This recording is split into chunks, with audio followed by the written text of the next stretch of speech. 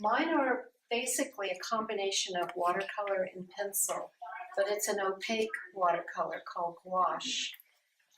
Some of you, I'm sure, are familiar with it, and sometimes people are not. It's similar to tempera, or even the poster paints in grade school. It is watercolor, but it's not transparent watercolor. Even when it's dry on my palette, it will redissolve in water. It's watercolor.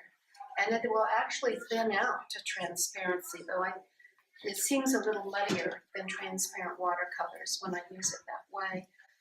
Years ago, back in the 80s, I had a commission. I was in Shreveport doing a show in Shreveport, and people came in my booth. A couple came in my booth and liked my work. I wasn't using pencil at that time. They liked my work, and they told me they owned a music store in Shreveport. They sold band instruments. And my kids were in high school then. We worked out a deal. They wanted some of my work, and my oldest boy needed a French horn. He was playing the school's beat-up French horn, north of Harrison. We lived north of Harrison then. And in the end, I traded a 2,300. I traded an original, one big one and one little one, for a $2,300 French horn for that high school sophomore. And he went through the University of Arkansas on a music scholarship with that French horn. So I really did a good deal. But what they wanted was ducks. And I was tired of doing ducks. And when you don't like what you're having to do, it shows. And I know it shows, and I don't know how to avoid it. So I thought about, how am I going to do these ducks for these people when I don't really want to do it? And I love doing root work like this. This would drive some people nuts. It's really a personality thing. But I love doing those tangles. And I thought, well, if I do the roots in pencil, just black and white, that'll play them down. I want them to do the roots. If I do the ducks in color, that will play them up. And I thought, well, I don't know if it'll work, but I'll try it. And it worked. And that was the first time that I did something like this with so much of the landscape or scenery in just black and white, and then the birds in gouache in color. They were wood ducks, so they were colorful. It worked. And then I kind of forgot about it and got busy doing everything else I do.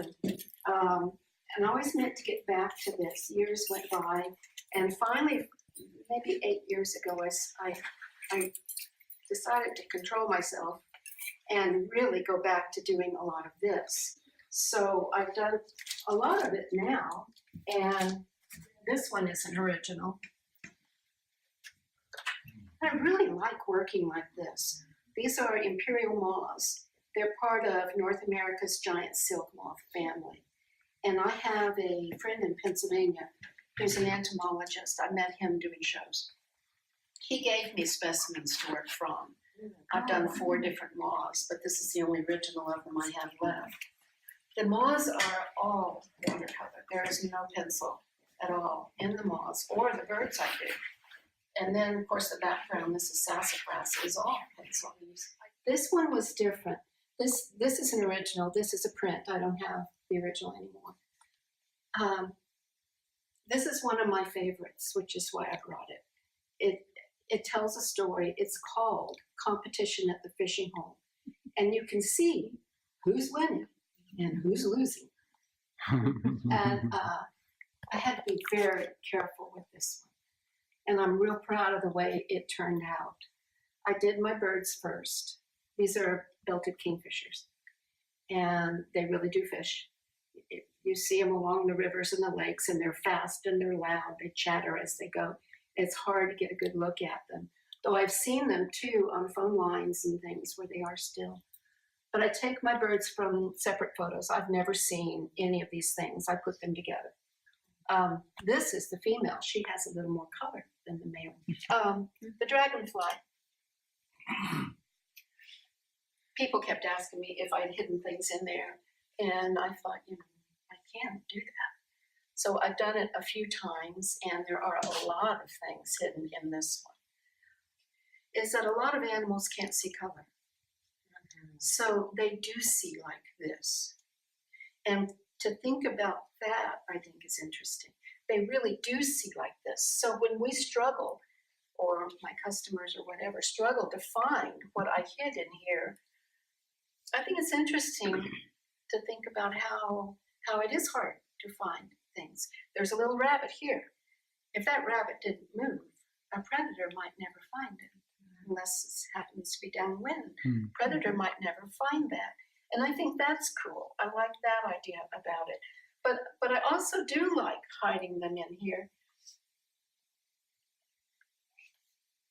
I don't know how I do this, honestly, and I don't. And a lot of times, things just sort of begin to appear. I call this one, it's really about the water.